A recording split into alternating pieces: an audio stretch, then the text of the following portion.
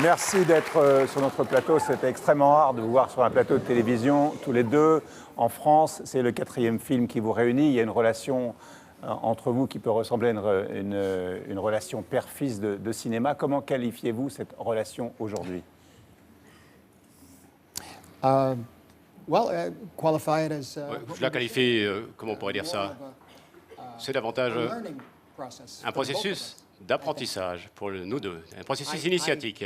J'ai reçu de l'enthousiasme, un peu de son énergie.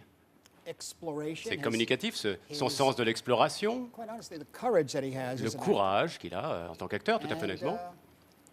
Et puis, je pense que nous avons des goûts très semblables, en fait. Le cinéma et les pâtes. Et la musique et le jazz. Pasta. Yes, of course, yes. Oui, bien évidemment, les pâtes. Bien sûr qu'on adore les pâtes. Qu'est-ce qui est le plus important des deux?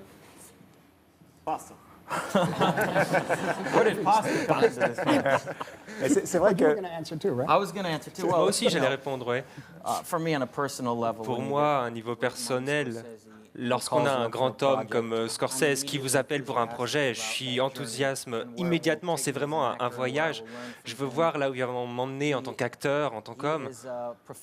C'est un professeur de l'histoire du cinéma et il comprend vraiment comment les films peuvent devenir une forme d'art. Et à chaque fois que je travaille avec lui, je vois à quel point ce que je fais est une forme d'art et ce que c'est vraiment que de faire un film. C'est toujours un plaisir, un honneur pour moi, et chaque fois qu'il m'appelle. Et pour l'histoire des pâtes, je ne sais pas d'où ça vient, mais alors, oui, j'adore les pâtes. à un moment donné, vous J'adore. allez changer d'agent pour avoir le même agent que Robert De Niro pour pouvoir approcher Martin Scorsese plus facilement. Et c'est comme ça que vous êtes arrivé dans Gang of New York. Et vous avez rendu hommage aux Golden Globes à Martin Scorsese il y a 15 jours. Et vous avez un savoir immense en cinéma. Professeur ou plutôt père du cinéma américain moderne? Comment est-ce que vous vous percevez?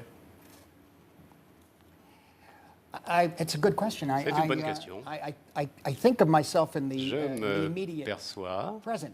au présent immédiat. I look back and there are many films that have Je been regarde made, there's no le doubt. passé, et j'ai fait beaucoup de And I films, also, il n'y a when pas I look to de the doute là-dessus. future, Et quand je something regarde vers that's, l'avenir, maybe, eh bien, I'm not very good with computers, so maybe I'm je ne suis not pas très bon en destined informatique to make films that et way, but sans I'd like doute je to ne suis try. pas destiné à faire des films Ultimately, there's avec always that l'informatique, hope. mais j'aimerais faire des films avec beaucoup d'effets spéciaux et j'ai toujours I cet see myself as espoir. Et donc je me vois comme, I si have vous voulez, a background in j'ai film appreciation that une goes back histoire, to the beginning of cinema. en So this is tant something que that maybe I can journaliste share with the du younger cinéma, en tant que generations. quelqu'un qui apprécie beaucoup les films, c'est quelque chose qui remonte très loin, peut-être je peux partager cela. Moi, je suis conscient de ce qui s'est passé avant. Quand vous avez conscience de l'histoire, vous avez conscience de l'avenir. Et puis c'est un processus très intéressant que la pré-production avant un film avec Martin, parce qu'il a réussi à devenir un artiste à part entière, complètement séparé, même s'il comprend vraiment l'histoire du film, même s'il connaît tous les artistes qui l'ont précédé, le voir vraiment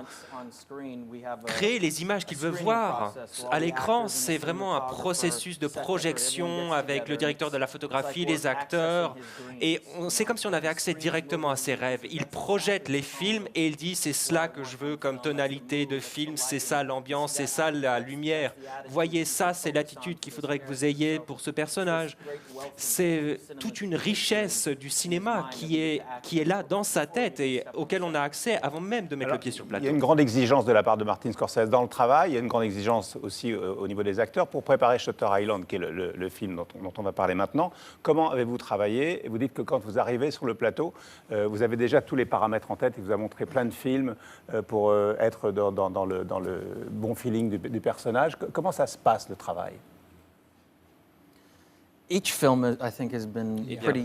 Pour chaque film, ça a été assez unique, un processus unique à chaque fois. Pour celui-là, on a mélangé les genres.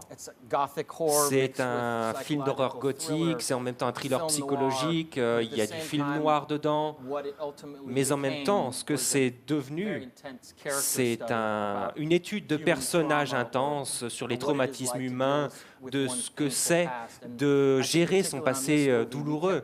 Et avec ce film, on a continué de repousser les limites pour aller dans des endroits qu'on n'avait même pas l'intention d'explorer au début. Est-ce que c'est ça le style Scorsese finalement? Est-ce que c'est un film où dans le même film, il y a tous les styles et tous les genres réunis?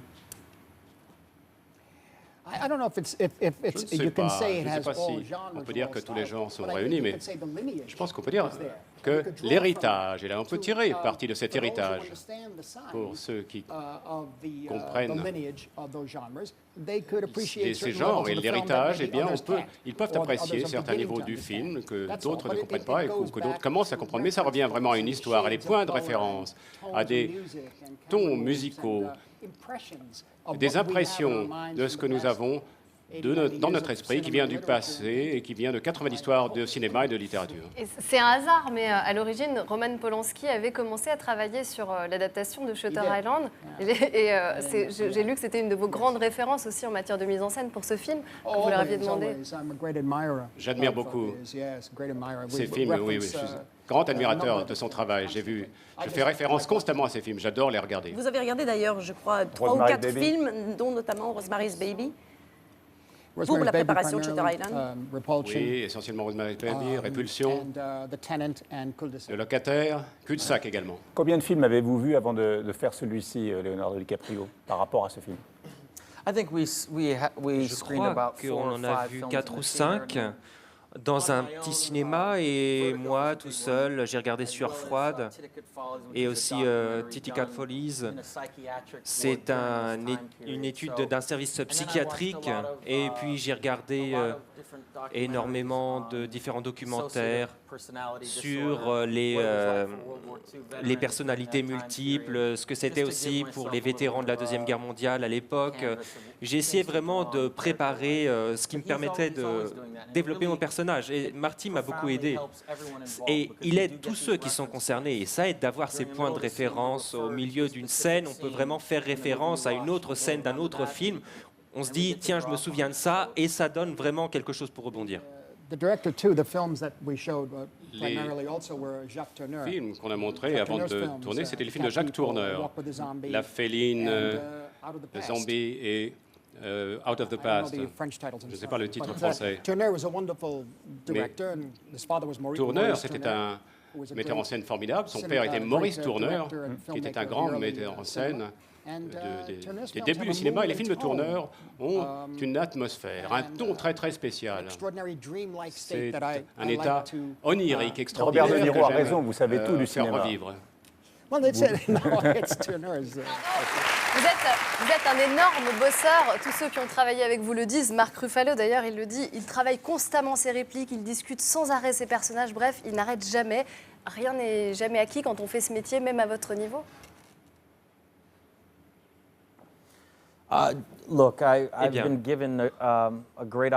J'ai eu une grande occasion. J'ai grandi à Los Angeles, à Hollywood. Je suis né à Hollywood. C'est là c'est chez moi. J'ai grandi au milieu d'acteurs du secteur cinématographique, et beaucoup n'ont pas eu la chance de pouvoir choisir ce qu'ils faisaient. Et bon, maintenant, moi, je peux le faire ça, j'en ai l'occasion, et je veux vraiment refaire aussi bien que les grands films que j'ai vus lorsque j'avais 13, 14, 15 ans, et je voudrais faire aussi bien que mes grands héros. C'est simplement mon objectif. Ici, Tim Burton et Giovanna Mezzogiorno.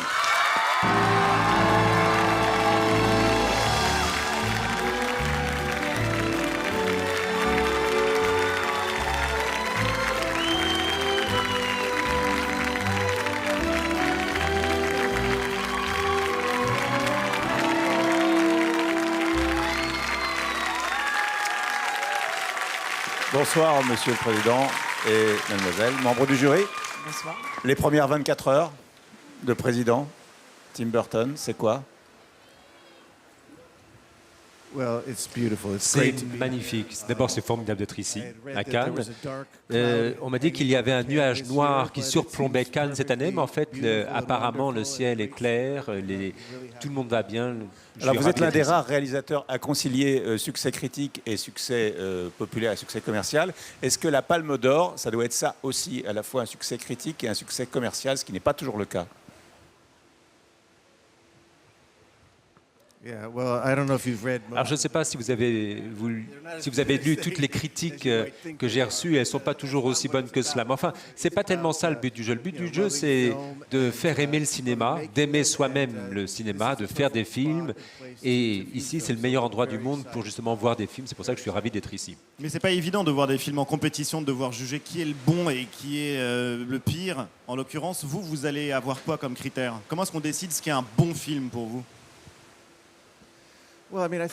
Disons que les membres du jury, moi compris, nous avons tous fait des choses au cinéma. On a fait du film, du cinéma, nous avons tous été nous-mêmes jugés, donc nous sommes très sensibles du fait d'être de l'autre côté de la barrière, d'être nous-mêmes juges. Mais nous voulons rester ouverts, voir les choses de manière complètement détaché, c'est-à-dire pas se laisser influencer a priori et entrer un peu comme un enfant dans ce monde de manière un peu magique et voir ce qui va s'y passer. C'est-à-dire qu'on n'a pas d'idée, de préjugés sur ce qu'on attend. Giovanna, qu'est-ce qui est le plus dur quand on est dans le jury? C'est de tenir le vœu de silence, parce que vous n'avez pas le droit de parler des films pendant les 12 jours du festival, ou le vœu de ne pas se coucher trop tard, parce qu'on est quand même à Cannes.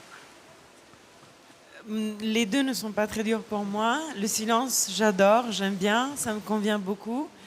Je n'aime pas trop les fêtes, donc ça ne va pas être un effort. Non, mais à part ça, honnêtement, moi, je suis venue les dernières 2 années à Cannes. En compétition? En compétition avec Wim Wenders et Marco Bellocchio. Alors, oui. Et c'est dur d'être en compétition, vraiment, parce que c'est 2 jours, mais c'est 2 jours très, très intenses, on ne comprend rien.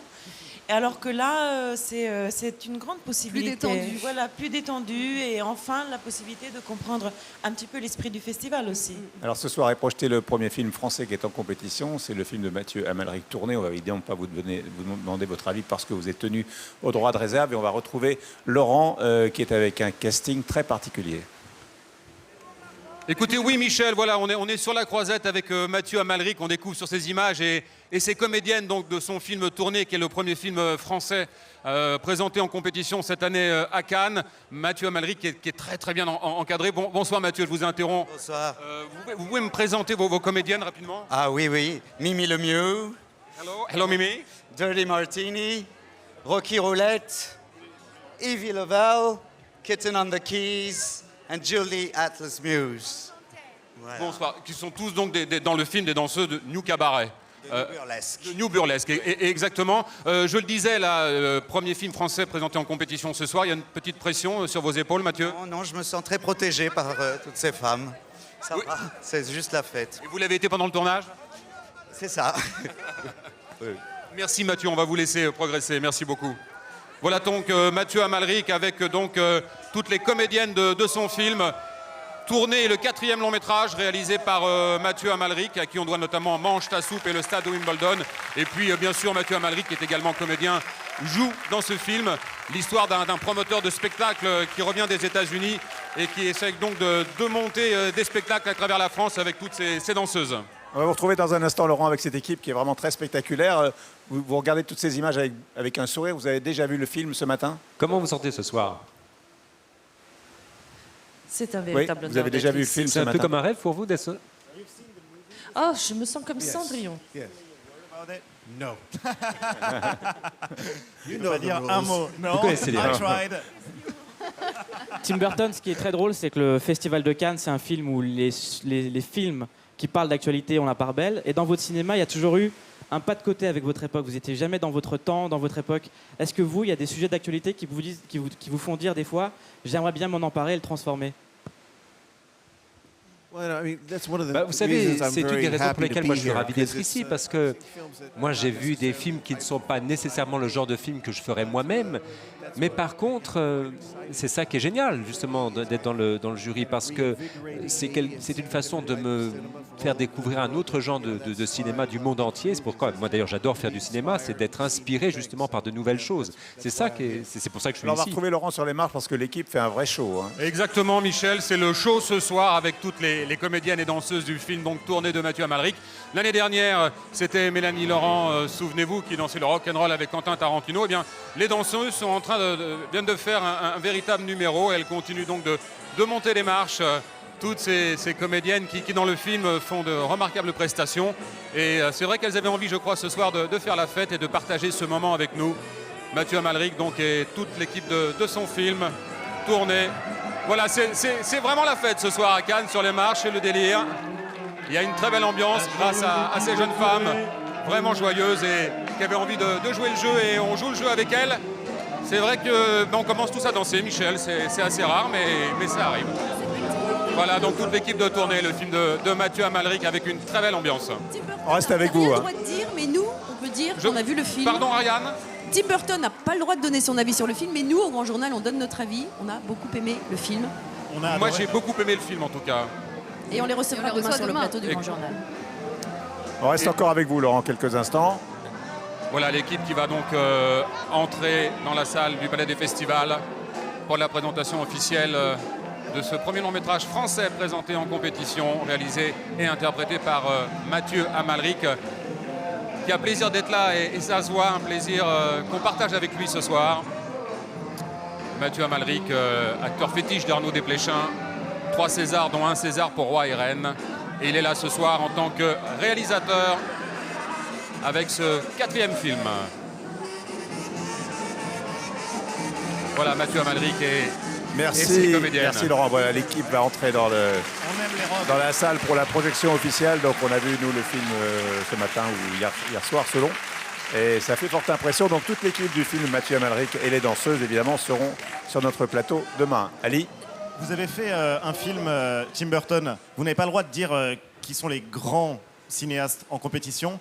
Est-ce que vous pouvez nous dire qui est le pire cinéaste au monde? Vous avez tourné Ed Wood, un biopic du pire cinéaste de l'histoire du cinéma. Qui était en compétition ici à Cannes, d'ailleurs.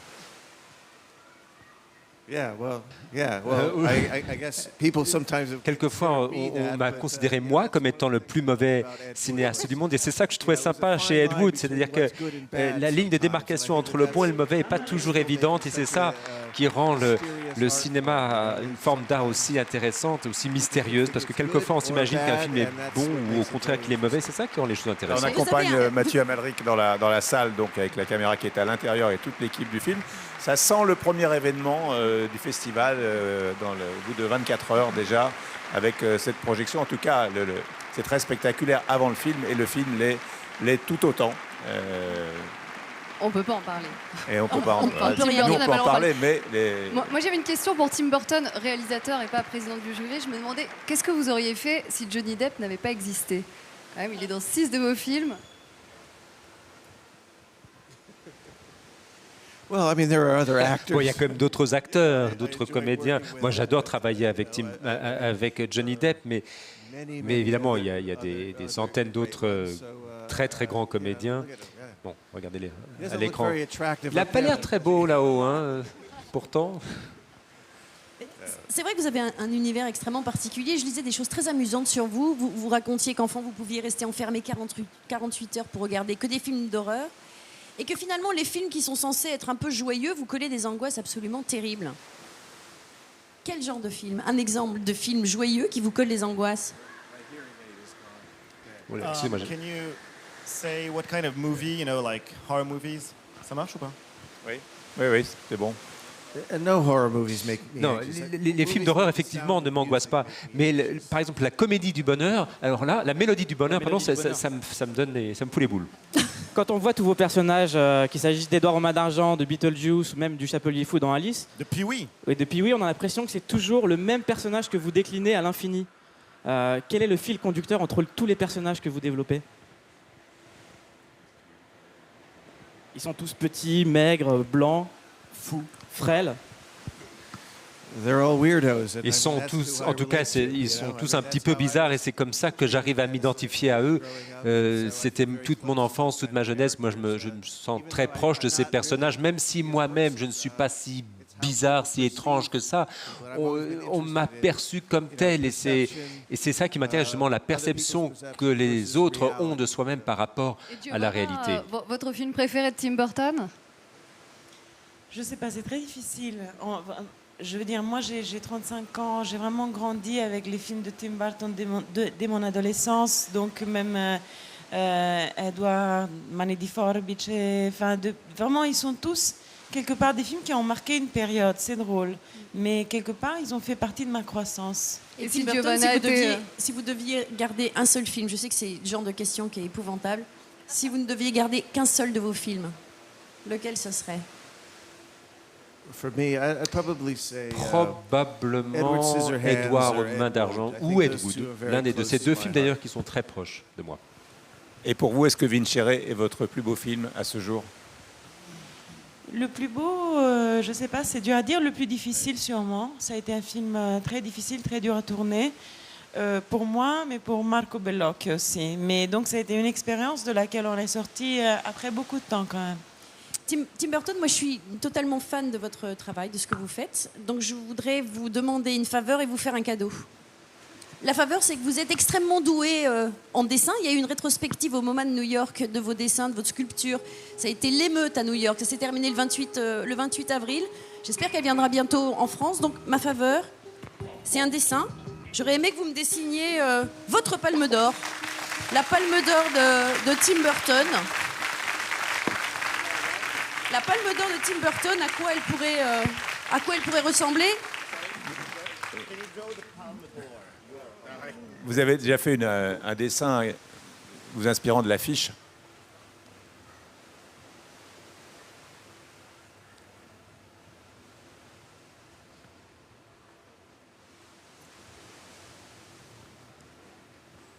C'est la Palme d'Or. And this year's C'est Mars lucky Attack? winner. Et ça, c'est Mars le Attack lauréat de cette année, voilà, avec un grand sourire.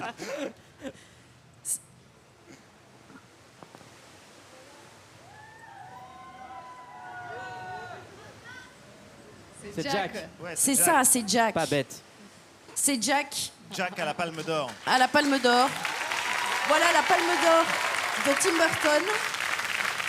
Et alors donc le cadeau, puisque je vous ai promis un cadeau, je sais que à chaque fois que vous allez dans un supermarché en France, la première chose que vous achetez, en France et ailleurs d'ailleurs, vous achetez des chaussettes rayées. Ali et Mouloud ont eu l'extrême gentillesse de vous rendre hommage. C'est pas les plus belles. C'est mais pas les plus regardez. belles, mais les plus belles, elles sont pour Tim Burton, regarde. Ah, c'est celle de Tim Burton. Voilà les chaussettes. Pour votre quinzaine à Cannes. And they're clean. Elles sont propres en plus. Ça, c'est Oui, très elles bien. sont propres. Merci. C'est le cadeau C'est le ça, plus chic du contrairement monde. aux miennes, qui sentent pas très bon. Et voici Zazie et Pedro Almodovar.